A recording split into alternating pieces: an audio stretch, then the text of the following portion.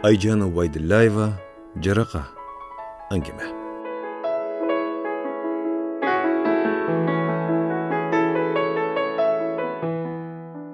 Ekөөбүз курган үйдүн алдында турам. Үйгө киргим келбейт. Кирсем эле үйдүн ар бир бурчу силерди эстетет. Көзүмдү жумсам, ушул үйдө чуркап, кат кырып кубалашкан кызым менен уулумдун үндөрү угулат. Сен адатың чейтеңди тагып, жолуңду кыйшайтып ашканада тамак жасап жаткан болосуң.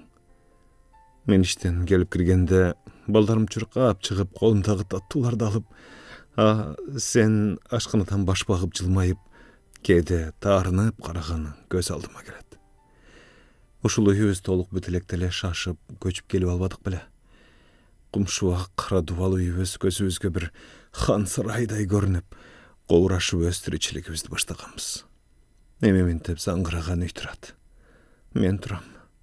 Силер гана жоксуңар. Колдогу алтынымдын баркын билбептирмин. Ошол күнү адаттагыдай иштен чыгып, ата-энемдин үйүнө келдим. Апам бакчада чөп чулуп жатыптыр. Мени көрөрү менен "Кел балам, ишиң бүттүбү?" деп колундагы жулунган чөптөрдү жөөктүн ылдыйына ыргытты да мени көздөй басты. "Келдим апа. Күндө чалып жанды койбой жатсаңыздар келем да." "Жүргү, сөз бар." Апам кабагын түйүп үйгө кирип кетти. Чайга отурганда сөз башталды. "Мен шортууга бир жакшы келин буйрубаптыр. Айчырактай уулдарымдын пешенесине эшектептир", деди ал кыпкызыл демделген чайды бир уурттап. Мен үнсүз гана алдымдагы чайды ичип, апамды угуп отурдум. "Элдин келиндерин көрсөң, көзүң күйөт. Үйүнө барсаң, агы ак, көгү көк бойдон жаман эрлерин ээрчитип жүрүп, элге кошуп чекчейип, тиричиликти кылып жүрүшөт. Менин келиндерим эле же балдарын эптей албайт, же кабак ачылбайт, же бир кызмат кылып жаратпайт. Ушулар эле тууп, бала чоңойтуп аткансып жүдөшөт", деп кагынып силкинип баштаганда сөздүн төркүнүн түшүнө баштадым. Ажыраш дейт да дагы. "Турмушун эптей албаса, түйүнчөгүн көтөрүп жоголсун. Андай келиндин барынан жогу. Ар кимдин эшигин каккылап дубана болуп калсам дагы сага жап-жаш, суп-сулуу, момундай", бармагын көрсөтүп, "кыз алып берем", деп кумсаңдады. Эмне дейм? Баары бир укпайт апам. Өзүнүкүн бербейт. "Апа, мен барайын үйгө. Балдарды бакчадан алышым керек." Бата кылып сыртка чыгып, бут кийимимди кийип жатсам, апам артыман чыкты. "Кечээ жолдо кайненеңди көрдүм. Учурашпай, тетири карап өтүп кетти. Келинге дарт төркүндөн тиет деп бекеринен айтылган эмес да. Мен ага эмне кылдым? Кызын өлтүрүп койдумбу же? Мен жаман болсом, мен төрөгөн бала жаман болсо, эмне жашатып жүрөт кызын? Алып кетпейби?" Сөздүн төркүнүн түшүндүм. Эки кудагыйдын ортосунан дагы карамышык өткөн тура. Унчукпадым. Сөздү көбөйткүм келбеди. "Макул апа, жакшы отуруңуздар", деп жолго чыгып кеттим. Кадириме каршы сөз айтуу оюма дагы келбейт. Жаман дегенге да оозум барбайт. Өздөрү ичпей ичирип, өздөрү кийбей кийинтип чоңойтушту. Мен үйлөнгөндө ак чоолугунун башына салып, алтын сөйкөсүн кулагына тагып, келинчегимди маңдайы жарылап, сүйүнүп тосуп алган. Бирок эч качан өзүндөй көрүп, үйүнө батыра алган жок. Айдай бир баш көтөрбөй, бир сөз сүйлөбөй, 5 жыл ушул үйдүн оту менен кирип күлү менен чыкты.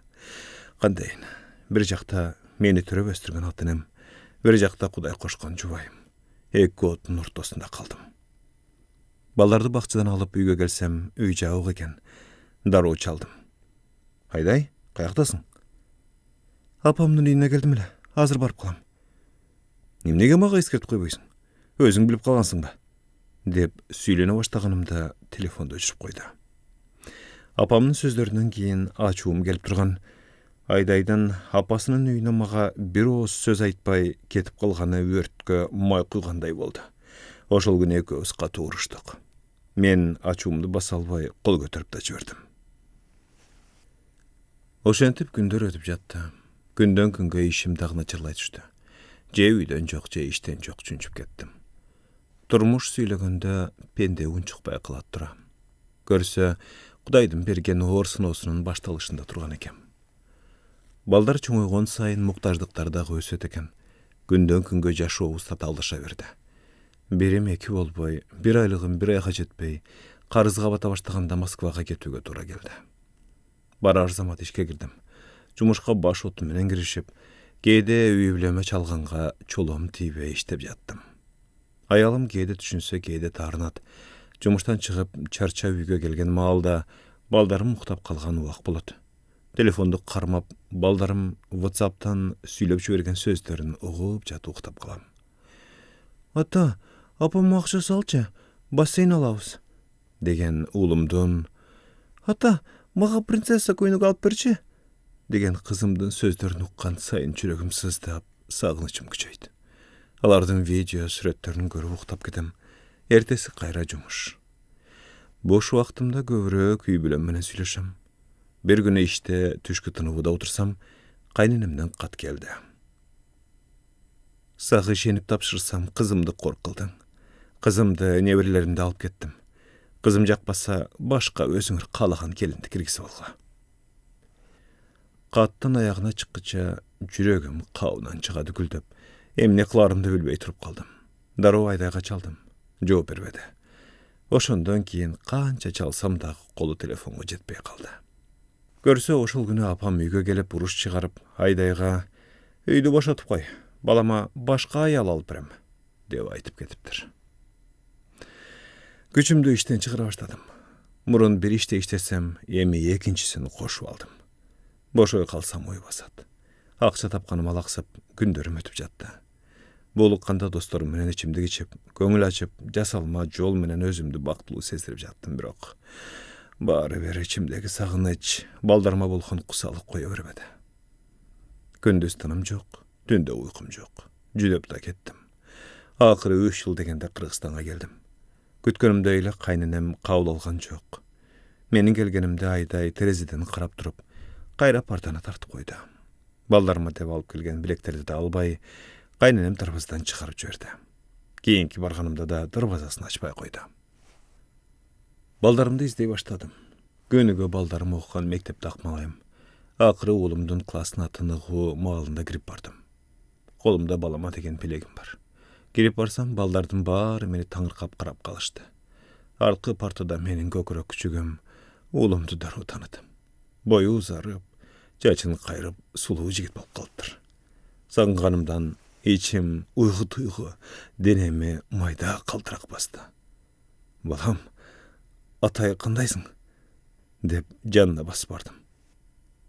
Балам мени көздөй ата деп чуркамак турсун, өзү отурган партанын астына кире качты да: «Мени апам урушат, атаңа барба деген», деп ыйлап кыйкырып, эки тизесин кучактап, бетин бекитип отуруп алды. Баламын бул абалын көрүп, же жанына басып барып кучактай албай, же чыгып кете албай, өзүмдү коерго жер таппай калдым. Өз балама өзүм жат болуп калганыма ичим туз куйгандай качышты. Көчөдөн мектепти көрсөм эле балдарым чыгып калчудай болуп, жүрөгүм шуудей түшөт. Бир кезде колдон түшүрбөй көкөлөткөн көкүрөк күчүктөрүм эми мени көргөндөн коркуп качып жатат. Ата үчүн мындан өткөн азап барбы?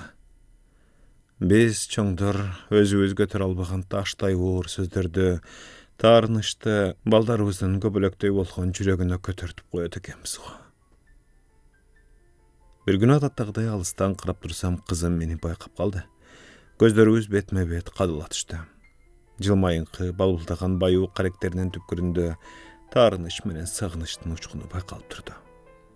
Ошол көз ирмемде убакыт жүрөктүн жаракасын жамап, жаратын таңып, көңүлдүн жарасын айыктыра аларына ынандым.